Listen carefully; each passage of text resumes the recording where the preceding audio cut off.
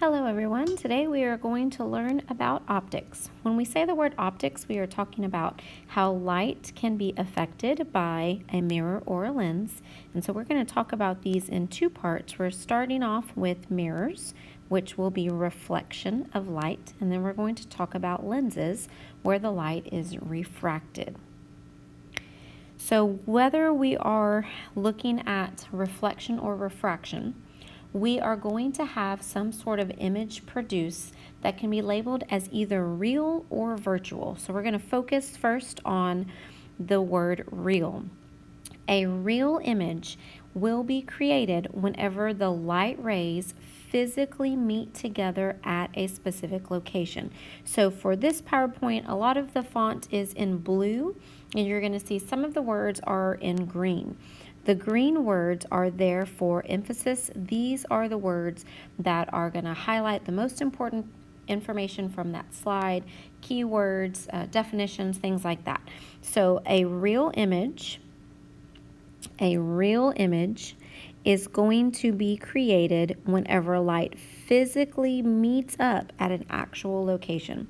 So the light rays are going to actually come together somewhere at a physical place. And we'll talk about that in more detail when we do our ray diagrams. We'll discuss it some as we look at some illustrations in this lesson, but we will have a separate lesson for creating ray diagrams, and we'll talk about that in more detail then. Virtual images are basically the opposite of a real image. Now we have an image that is created, or I should say our brain interprets light to create an image for us. In actuality, the light does not physically meet up, so our brain is then left with pieces of information, stimulation of light that it is trying to understand. You know, I have some information here, here, and here, and I don't quite know what that means.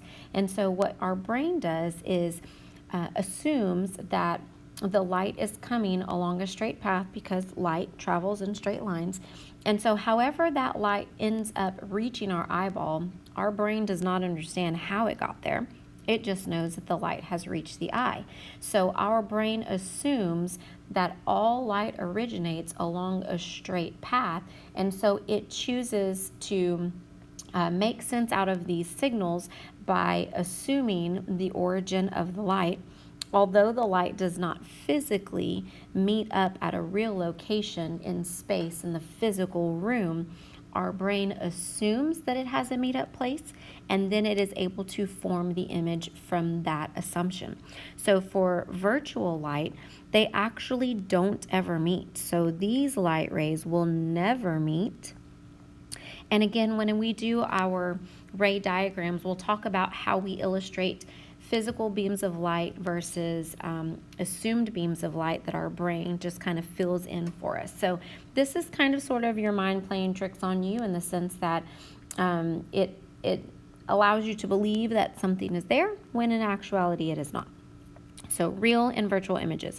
Now, as we go through the mirror and lens effects on the light, we are going to identify whether it can create a real image or a virtual image. And so this is what we are referring to moving forward when we say real and virtual. So first we're talking about mirrors. Just a little bit of a review. Mirrors reflect light. So this is going to be a boundary where the light comes in at some angle. It is going to stay in the same medium and is going to reflect at the same angle. When we look in a plain flat mirror, this would be like the mirror that most people have in their bathroom. It's literally a flat mirror, flat up against the wall. Okay, this would be a plain mirror or a flat mirror. This is the most common type of mirror that we see. Specifically, think of getting ready in the mornings. The way that your image appears is true to you. So in other words, your height in the mirror is the same as your physical height in real life. If you appear to be standing at the edge of the counter in the mirror, well, it's because you are literally standing at the edge of the counter in the room. So when we say that the image is the same, those are the types of things that we're talking about. It says here upright, I am going to be standing right side up in the mirror. I'm not going to be upside down on my head, not in this type of mirror, okay?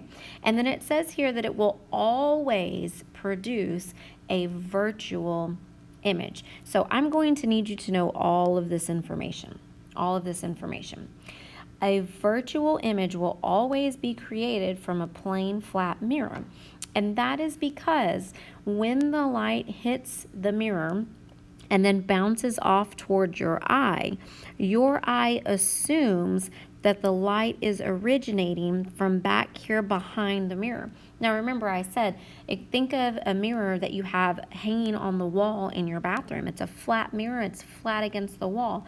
There is no light actually coming from behind the mirror, but our brain assumes that all light travels in a straight line, so it's going to take that light and it's going to backtrack it, and so this is why it looks like you are on the other side of the mirror. In actuality, the light rays never physically meet up at any location in the room.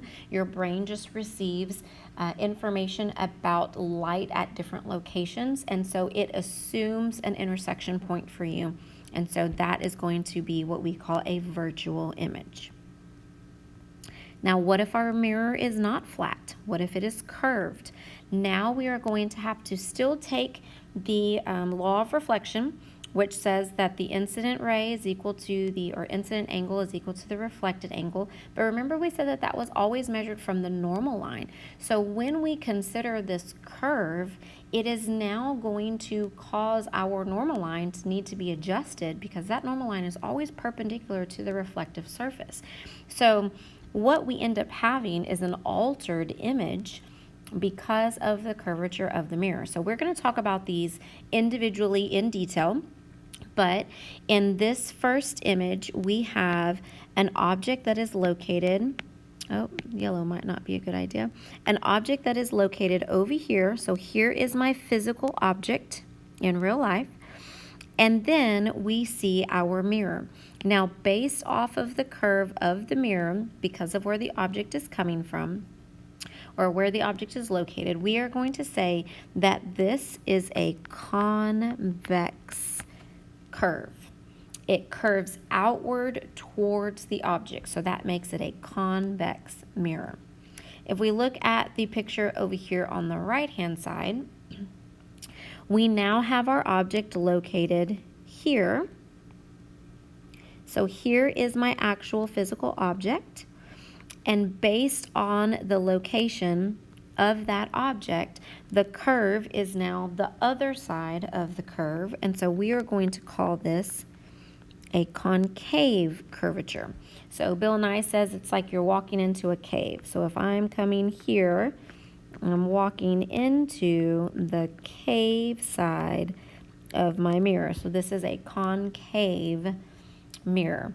Now, the words concave and convex are going to be used for both mirrors and lenses, and you need to be able to interpret what that word means regarding the curvature. So curved in away from you is concave, out towards you is convex, and both of these were identified based off of the location of the object.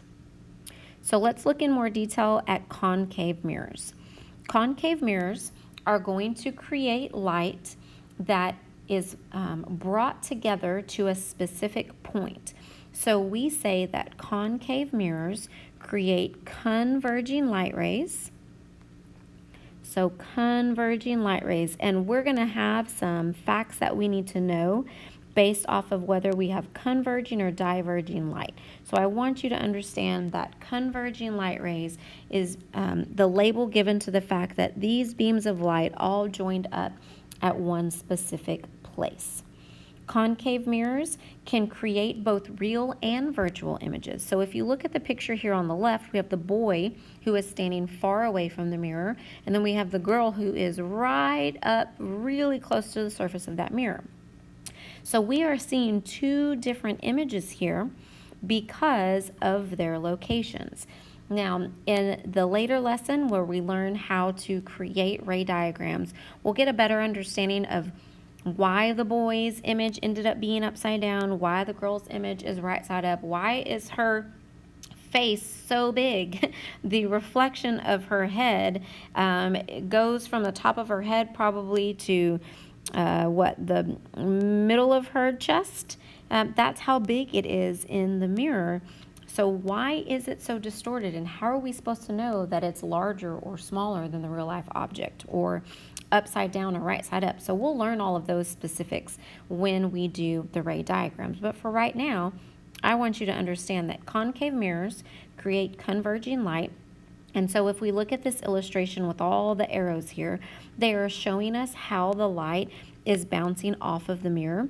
So if we shine a beam of light that strikes the top of the mirror, that mirror is going to be bent in such a way that it's going to go down and in. If we have a beam of light that comes in at the bottom of the mirror, that beam of light is going to be bent so that it goes up and in. And so this is how we know that they are going to form converging light rays, because all the light is being forced together into one specific meetup point. Now, here are some examples of the ray diagrams that you will be doing later. I just want to point out to you here that we have a set of results for whether our object is located close to the mirror, and we're actually going to use something called the focal point to describe what is quote-unquote close and what is quote-unquote far away. But for right now, you can see the picture on the left-hand side. My object is illustrated in red, and that is indeed quite close to this curved mirror. And even though you may not fully understand what all is happening here, we can see that it tells us that we have an image created in green. That image is larger than the original object, and solid lines are going to be used to represent the actual physical path of the light. Any dotted lines that you see on the illustration are lines that our brain believes to be the path of the light, but the light never physically traveled over there. Now remember, this is reflection. So if my object is located to the left of the mirror, that means that it's going to bounce off of the mirror and return towards the left-hand side. So any lines that we have on the right side of the mirror are not real beams of light. The light does not really penetrate through the mirror in order to get to the other side. That would say that the light passed through the wall and then somehow you still saw it. That doesn't make sense, right? So virtual images are going to have dotted lines. So we can see that we have a virtual image over here on the illustration on the left, because that green image is created using lines that seem to have gone through the mirror and they are drawn dotted. Okay, so this is a virtual image. Then over here on the right hand side, we have our description for an image that is created whenever our object is located far away from the mirror. So far away past that focal point, and you can see from the illustration the object is much farther away in this example. We still have the light that is bouncing off of the mirror, but in this case the light physically travels in such a way that the beams of light are going to meet up at a real physical location in the room. So this is what we would call a real image, okay? And so this is kind of a description of the different types of images that are created based off of the location of the object. And again, we'll get a better understanding of this in the ray diagram lesson. Now, the opposite of a concave mirror is a convex mirror. So in convex mirrors, we have the curvature that comes out towards you. So the light is going to hit the mirror and it is going to reflect so that it bounces out and away. Out and away. And so these beams of light are going to be spread apart.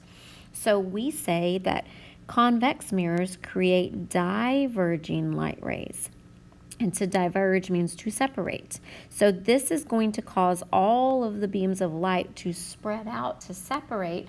So it should make sense that we would expect a virtual image to be created. And in fact, it says here that the images in a diverging mirror are always going to be virtual. these beams of light will never physically meet up together. They are being sent in a direction that spreads them out.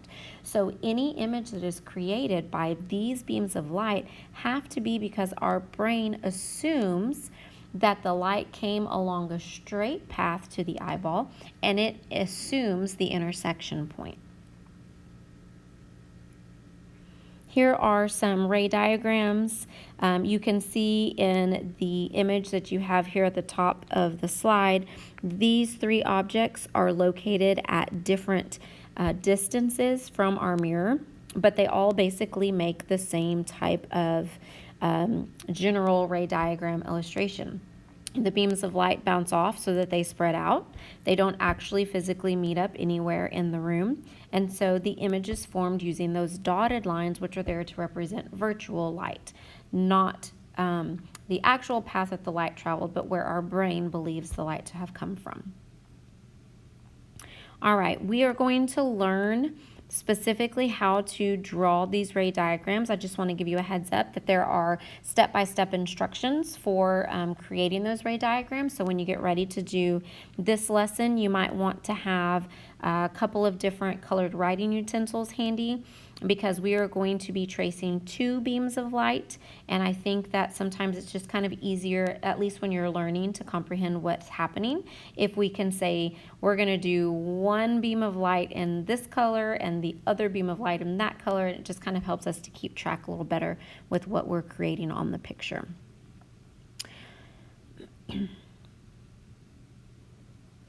So now let's talk about lenses. Lenses are going to create refraction of light. So remember, refraction is a type of effect where the light is going to pass from one material into another. The other material, the second material, is assumed to have a different density. And so because of that density, the speed at which the light passes through the material is going to be affected. When the light travels into materials that are more dense, the light is going to move slower. When the light travels into a material that is less dense, the light is going to travel faster. So that's kind of the general information that we've already covered about refraction. And so now let's talk specifically about how these lenses are going to affect the light that's coming from our objects. Once again, we're continuing to talk about convex and concave as our curvature. If you recall, we said where the object is located is going to give me my perspective for concave or convex. So the curvature of this lens is curving in and away from the object. So this would be a this would be a concave lens because the curvature is in and away from the object. Over here in the second example, here is where my object is located. And although this is a very thin lens in this particular example, it is still curving outward so that it curves out towards the object. This is not inward, this is outward. So this would be a convex lens. And don't be concerned with the fact that it has a curvature on both sides. We're going to look at where is the object located, and then from that perspective, what is my curvature? Okay, sometimes the lenses are drawn with curves on both sides. Sometimes they're drawn with just the one curve. So convex lenses are going to affect the light so that the light is going to pass through. That changing density is going to affect the light so that it ends up bending so that the light comes in together at a specific point. So this is what we call converging light rays. So convex lenses, the light is going to pass through so that the light meets up at a specific point, and so we call that converging light rays. So once again, we have beams of light that are hitting our lens. In the previous case, it was a mirror, at different locations, and because of the location, each beam of light is affected differently, where these beams of light end up joining together, converging, coming together. So just like with our mirrors, converging light rays are going to create a variety of images. Some will be real, some will be virtual, some will be enlarged, some will be smaller. We are going to have inverted and upright images. So we're going to see a variety of images created from convex lenses. What the specifics are is not a concern at this time. When we cover the ray diagrams, we will learn how to draw the ray diagram for lenses. And with those drawings, we will then be able to determine whether it should be upright, inverted, and so forth. Okay, so for right now, convex lenses are going to cause the light to converge. Converging light gives us a variety of images. Okay, that statement is the same for both mirrors and lenses. Converging light gives us a variety of images, and it'll depend on how far away or close to the lens our object is located. A concave lens is going to cause the light to come into the lens, but then it passes through so that the light ends up bending, so they are spread out away from the other beams of light. So diverging light rays are created with our concave lens. So the light is going to come in, it will pass through the lens so that the light spreads out. So these beams of light will never physically meet up in a room, which means that any image that is seen through this type of lens will have to be a virtual image. So once again, my statement is the same for mirrors and lenses. Diverging light rays spread out the light and always create virtual images. Even though mirrors and lenses don't work the same, those statements are the same. All right, here's just a little bit of information about how we physically see light. We've talked about how we see and interpret color, but let's just talk about the image in general. Remember that the optic nerve, those photoreceptors are located at the back of our eyeball, and so we want the light to come in and strike our nerve at the right location. And if our eye is not shaped so that the light passes through our lens and hits the right spot, that's where we start to have blurry images. So if you find yourself squinting a lot to see, what you are doing is you are causing your muscles to physically squish your eyeball, and that is reshaping the eyeball. You are manipulating the placement of the optic nerve so that when the light hits that nerve, you can see the image clearly. So that's what you're doing when you're squinting. And sometimes your eyes might get tired or you might get headaches when you are struggling to see for a long period of time, and that's really just because your body is getting exhausted. It's a strain on those muscles to try to reshape your eyeball to get that image to focus in. So this is where glasses and contacts come in handy. If you are nearsighted, you can clearly see things that are close to your eye, but as things get farther away, it causes that image to, or that light to come in, and it misses your optic nerve. And so you need glasses in order to cause that light to reach just a little farther so it can hit that nerve better. If you are farsighted, it is the opposite effect. Typically, this is because your eyeball has your optic nerve too close to the lens. So whenever the light comes in, it misses the optic nerve. And so once again, it is out of focus. It's difficult for you to see. So if you are farsighted, then we are going to provide you with a convex lens that's going to cause the light to hit at a location closer to the lens. And so that's how glasses in a nutshell help us to be able to focus better. It just affects the path of the light so that it can be received as a clearer signal and a clearer picture. When we learn about ray diagrams, there is a separate set of rules for lenses. So when you are drawing your lenses, your lens ray diagrams, you need to make sure that you are following the correct set of instructions. Once again, we are going to be following two beams of light.